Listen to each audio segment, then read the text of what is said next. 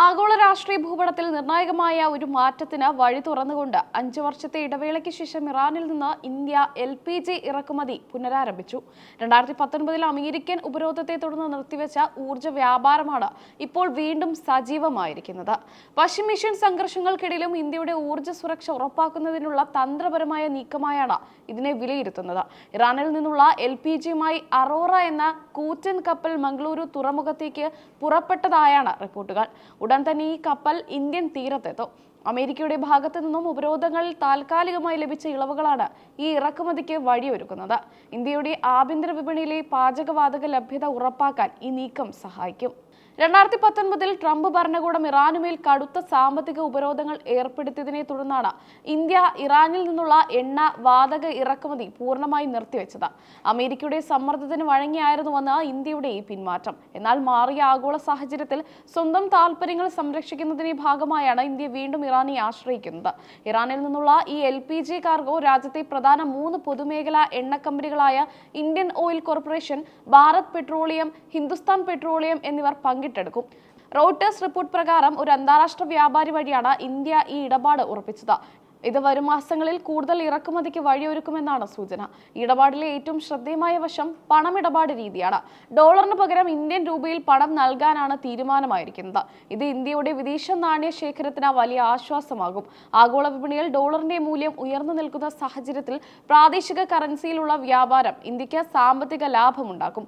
ഇറാനിൽ നിന്ന് കൂടുതൽ LPG വാങ്ങാനുള്ള സാധ്യതകൾ കേന്ദ്ര സർക്കാർ ഗൗരവമായി പരിശോധിക്കുന്നുണ്ട്. റഷ്യയിൽ നിന്ന് കുറഞ്ഞ നിരക്കിൽ എണ്ണ വാങ്ങിയതുപോലെ ഇറാനുമായും ദീർഘകാലാടിസ്ഥാനത്തിലുള്ള കരാറുകൾ ഏർപ്പെടുത്താൻ ഇന്ത്യ ആലോചിക്കുന്നു. ഊർജ്ജ ആവശ്യങ്ങൾക്കായി ഒരു പ്രത്യേക രാജ്യത്തെ മാത്രം ആശ്രയിക്കാതെ സ്രോതസ്സുകൾ വൈവിധ്യവൽക്കരിക്കുക എന്ന നയമാണ് ഇന്ത്യ പിന്തുടരുന്നത്. പശ്ചിമേഷ്യയിൽ യുദ്ധം കൊടുമ്പിരി കൊള്ളുന്ന സാഹചര്യത്തിൽ രാജ്യത്ത് ഊർജ്ജ സുരക്ഷയെക്കുറിച്ച് ആശങ്കകൾ ഉയർന്നിരുന്നു.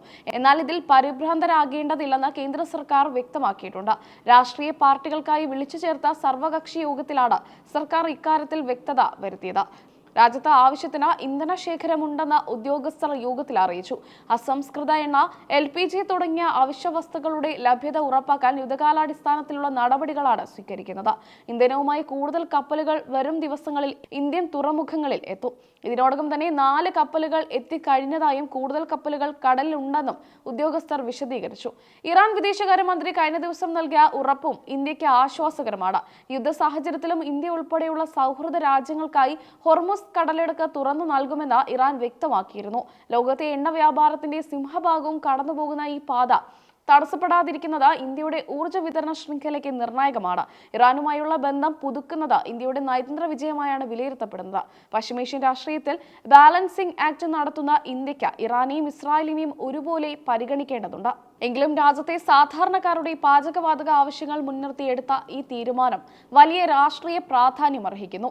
ഇറാനിൽ നിന്നുള്ള ഇറക്കുമതി സജീവമാകുന്നതോടെ ആഭ്യന്തര വിപണിയിൽ LPG വില നിയന്ത്രിക്കാൻ സർക്കാരിന് സാധിച്ചേക്കും. ഇറക്കുമതി ചിലവ് കുറയുന്നതോടെ എണ്ണ കമ്പനികൾക്ക് ലാഭം വർദ്ധിക്കുകയും അതിന്റെ ഗുണം ഉപയോക്താക്കൾക്ക് ലഭിക്കുകയും ചെയ്യും. ഉത്സവ സീസണുകൾ വരാനിരിക്കുന്ന പാചകവാതകത്തിന്റെ തടസ്സമില്ലാത്ത വിതരണം സർക്കാരിന് വലിയ വെല്ലുവിളിയായിരുന്നു. കൂടാതെ ഇറാനിൽ നിന്നുള്ള ചരക്ക് നീക്കം കുറഞ്ഞ സമയത്തിനുള്ളിൽ പൂർത്തിയാക്കാൻ സാധിക്കും എന്നത് മറ്റൊരു നേട്ടമാണ്. ഭൂമിശാസ്ത്രപരമായ അടുപ്പം ഷിപ്പിംഗ് ചിലവുകൾ കുറയ്ക്കാൻ സഹായിക്കുന്നു. അമേരിക്കൻ ഉപരോധങ്ങളിൽ നിന്നുള്ള ഈ ചെറിയ ഇളവ് ഇന്ത്യയുടെ വിദേശ നയത്തിന്റെ കരുത്ത് തെളിയിക്കുന്ന ഒന്നുകൂടിയാണ്. ഈ നീക്കം വരും വർഷങ്ങളിൽ ഇന്ത്യ ഇറാൻ വ്യാപാര ബന്ധം കൂടുതൽ വിപുലമാക്കാൻ സഹായിക്കും. LPGക്ക് പുറമെ മറ്റ് പെട്രോ കെമിക്കൽ ഉൽപ്പന്നങ്ങളും ഇറാനിൽ നിന്ന് കുറഞ്ഞ നിരക്കിൽ വാങ്ങാൻ ഇന്ത്യ പദ്ധതിയിടുന്നുണ്ട്. റഷ്യയെ പോലെ ഇറാനെയും ഒരു വിശ്വസ്ത ഊർജ്ജ പങ്കാളിയായി നിലനിർത്താനാണ് ഇന്ത്യയുടെ ശ്രമം.